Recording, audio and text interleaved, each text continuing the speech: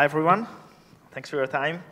My name is Peter, and I'm here to talk to you about one of the most interesting projects we worked over the last year, and that is with OMD in Australia together with McDonald's, and possibly one of the most successful campaigns in terms of joining two brands, and that's the Monopoly gaming brand with McDonald's.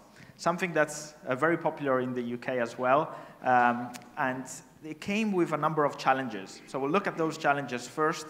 The first one was to auto-optimize based on the usage of the app, right?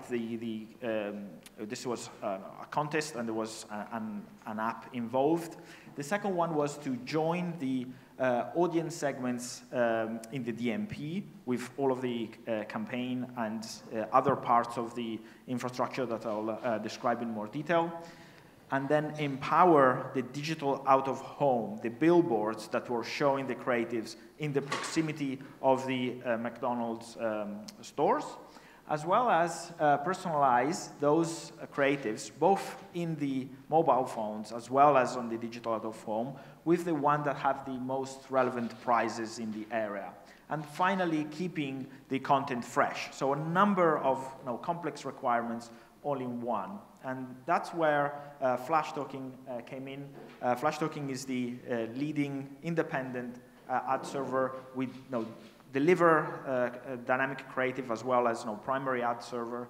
But as well, we have very powerful analytics foundation together with some strong integrations. And those are the ones that we'll discuss now. So in terms of the data signals we were using in this interesting project, the first one is the real-time audience segments. And these were really from Kochava in terms of the app usage and what actions the users were doing in the app and what creatives they were being exposed to before doing those actions, as well as the DMP, the Salesforce infrastructure that McDonald's was putting together, and then the trade desk. So that was the first element.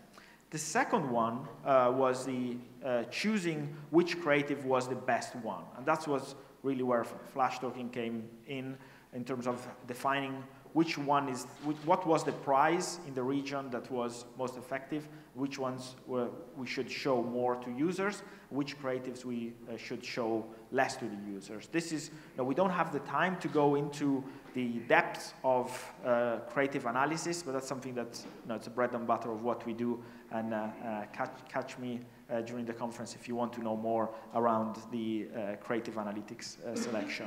And then thirdly, and this is also something that's quite complex, and one of the important pipes that we had in the solution was joining the app downloads and app usage that Kochava was measuring and pushing those into Flashtalking to select which one was what impressions and what interactions were the most successful. Those are all of the ingredients. In terms of how these came together, this is how we were using the signals.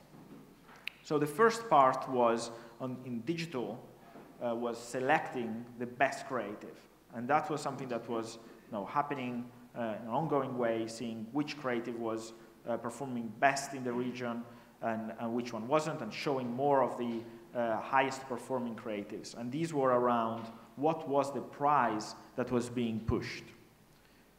And then secondly, and this is possibly one of the most innovative things, it's definitely the first time that McDonald's ever did this globally, the first time OMD saw this in Australia, and the first time Flashtalking saw this, is linking that information that was happening in digital into the outdoor campaign, right? And that's really the most innovative thing. And that was choosing those creatives, proving which one was working in the digital campaign, and running them in the billboards. And to do this, there were a number of digital out-of-home providers. The main one was OMD, as well as Westfield. And so that feed was ensuring that there were certain McDonald's restaurants that were having creatives that were being personalized next to them. Now, in terms of the results, and this is, it's important to say that all of this was so successful also because of the huge numbers of app engagements and app downloads. The numbers are really, really high. A huge increase year on year, as you can see, on both app downloads and app usage, all in double digits. So this was everything that was feeding the campaign. Now, in terms of the results, I think probably the most interesting one was to compare how many more sales happened in the restaurants where there was a billboard with personalized creatives, and comparing those with the restaurants where there were still out-of-home ads, but those weren't being personalized. And here, the uplift is 3.3%.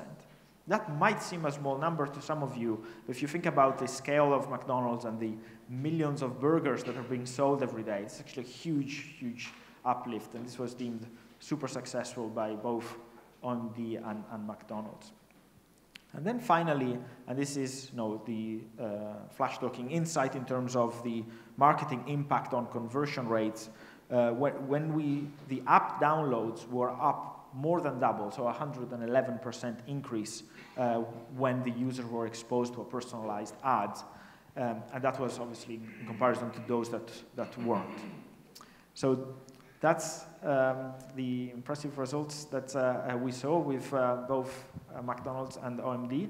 And now I can open it up for questions. Great, right on time. Thank you.